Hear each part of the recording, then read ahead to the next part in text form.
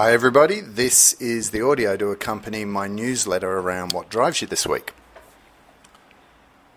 One of the favourite things for me as I see thought leaders progress on their journey is a sense of deep purpose instructing or driving their work.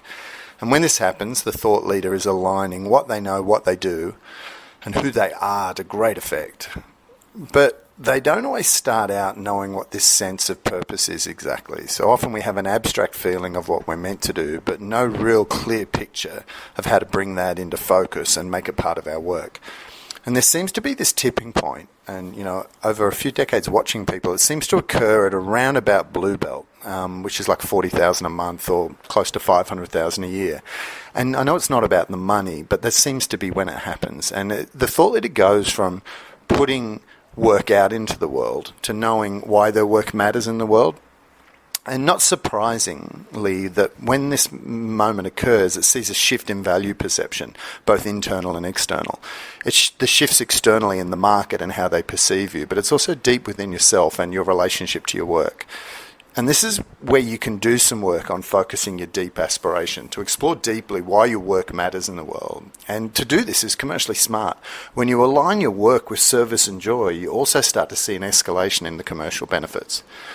Externally, the market sees a shift in you as a thought leader as they experience your deep sense of conviction around your work. And when this happens, there's no need for them to be convinced. You stop selling and people start buying.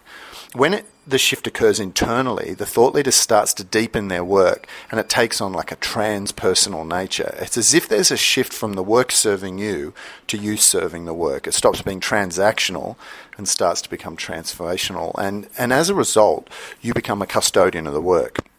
Now, I notice this tends to happen over time and not ahead of time. Rarely do thought leaders start out experiencing this deep purpose. Indeed, I reckon being too sure early on can delay the tipping point. And as frustrating as this is for those starting out or rebooting their journey as a thought leader, it seems that the purpose is revealed on the other side of doing some good work. You don't really find yourself out there, but rather create yourself right here where you are doing great work in the world. And perhaps you could see this as a relief. There's a Somalian proverb that says, pray for water, but start walking. So rather than struggling to find your deep sense of purpose at the start, we can just start walking. Walk towards the things that give you joy. Walk towards the things that take courage to share. Turn in and walk the path of introspection, contemplating the things you've learnt along your way. Act as if your lived experience has been shaping and forming the insights that you can share with the world, because that's exactly what they do. And while it might be frustrating early to walk without knowing what the destination may be from a purpose point of view, rest in the wisdom that you're always on purpose, even when you're off track. So keep walking. Keep doing good work. Stop giving away your time and obligation and start working towards the true north of doing work you love with people you like the way you want.